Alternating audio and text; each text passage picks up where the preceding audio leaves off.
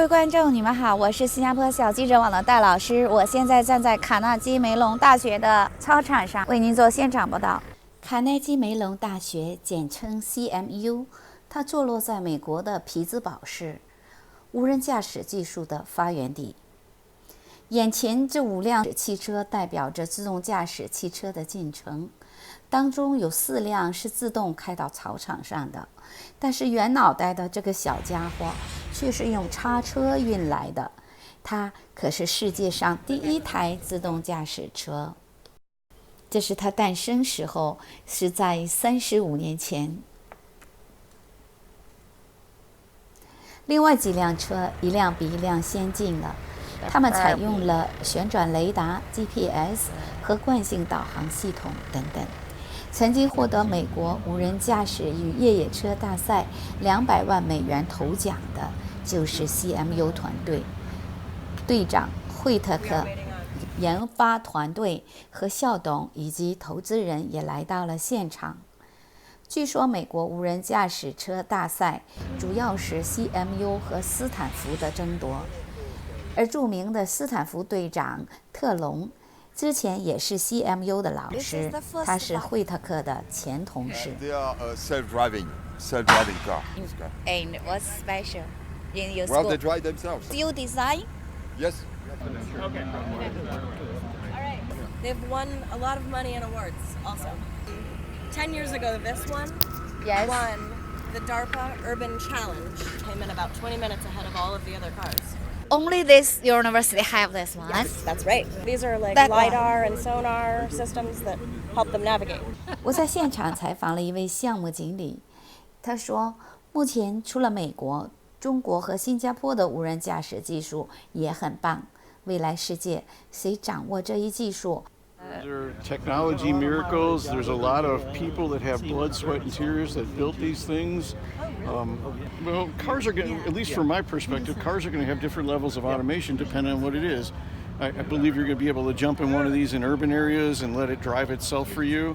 And then there's the other customers that are like more suburban that when they want you to drive for it, they'll turn on the button and let it drive for you. So there's a whole range of customers and activities that are going on and have to take place. It can't just be everything's autonomous. It's not going to go that way. There'll be some cars that are autonomous and there'll be the cars that the average person buys too. So depending on how crowded the city is and the urban mobility within the city, I believe cities are going to adapt to the new forms of transportation that are out there. How it can be true in the future? How many years? So does General Motors, so does many other companies out there. It's not just Google that has these cars that are automatic. So there's a whole, I think out of 70-some manufacturers, I'm pretty sure about 60 are working in autonomous right now. 60, yeah. Companies are doing it too, right? I mean, you know, the technology that are in the other ones, some of the vision technology and the locomotion were developed in that system. When I first got here as a grad student in the 80s, that was crawling around at maybe 3 centimeters every minute, so really going at a slow rate of speed, and the amount of computing power you could put on it was relatively small. I was involved in one way or another with a lot of the things here, but both of us graduated from Carnegie Mellon. So a lot of the technology is already in cars today. Yes. We have cars on the road now You'll see that can slow down if there's a car in front of them. They can stay in the lane by themselves. So a lot of the technology that was developed in these programs is actually part of the automotive market, and you can buy these features on cars today. So it's already coming through. The hardest part is not the technology.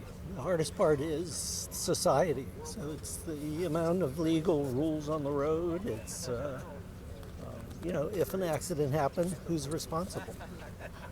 That's the important things. Right. So how you solve the problem? I don't. Somebody else is. I'm Dwayne Adams. Yeah. I'm retired now, but I was a faculty member at Carnegie Mellon University, and I was a participant in some of the early Grand Challenge races and much of the research that preceded that allowed us to do the Grand Challenge.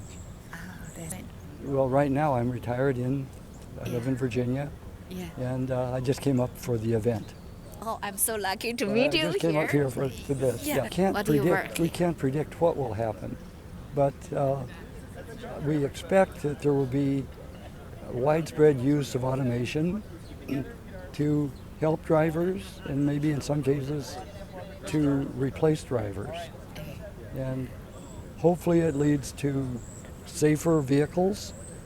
We'll have to wait and see. So wonderful things. So those Yeah. would be my comments for you.